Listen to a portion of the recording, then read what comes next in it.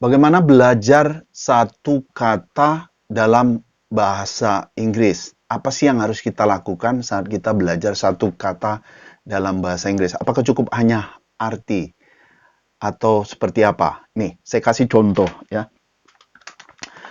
Tadi pagi saya melintas ke dapur dan saya lihat ini. Saya agak ini ya, lihat ini apa sih bahasa Inggrisnya ya? Ini sangat umum lah kita lihat ya di dapur, walaupun brandnya beda ya.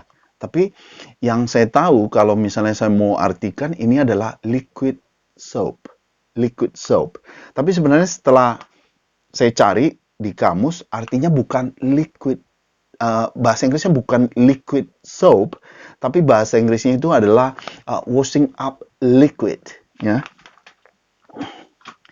Kalau orang Inggris bilangnya washing up liquid. Kalau orang American bisa bilangnya this washing liquid. Ya, washing up liquid or this washing liquid.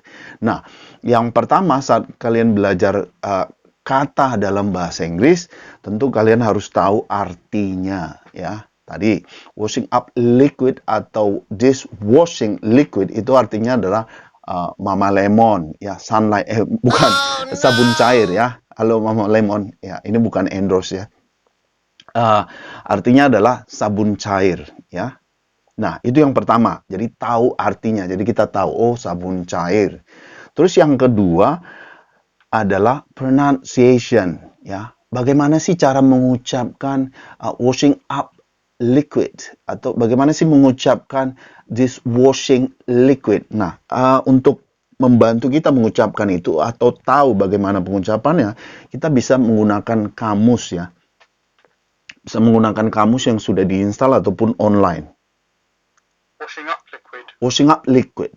Jadi kita bisa ikuti ini sebagai rujukan ya, washing up liquid. Washing up liquid tidak harus sama seperti itu juga nggak apa-apa, tapi paling tidak kita udah punya panduan cara pengucapannya seperti apa.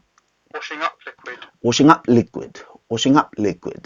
Washing up liquid. Ya, jadi kita ucapkan berulang-ulang washing up liquid. Washing up liquid.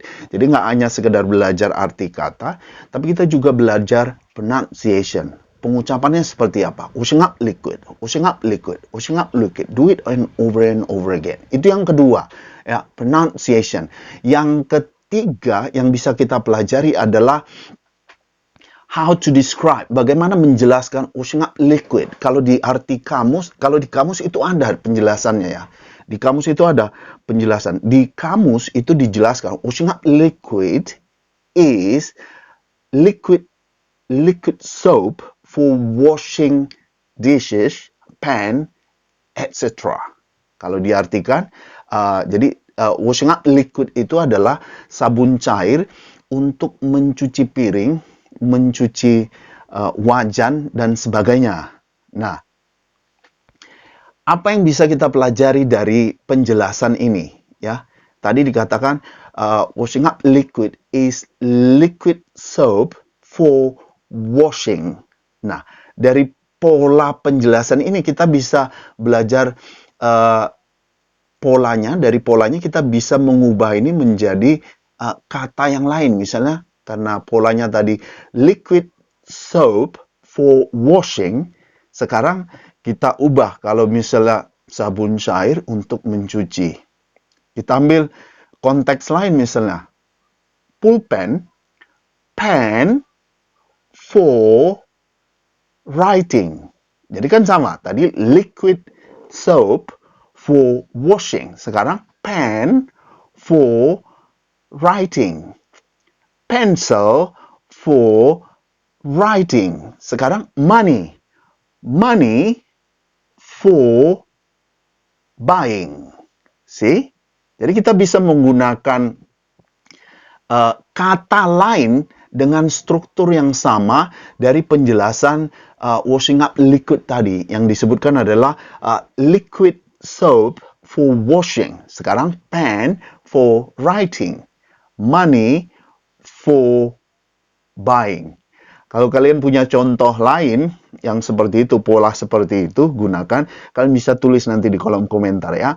Itu yang ketiga. Yang pertama tadi kita tahu artinya jelas ya. Kita perlu tahu arti kata. Terus yang kemudian pronunciation. Kita belajar pronunciation, how to pronounce a word. Kamus sangat membantu, bisa online, bisa juga yang sudah diinstal.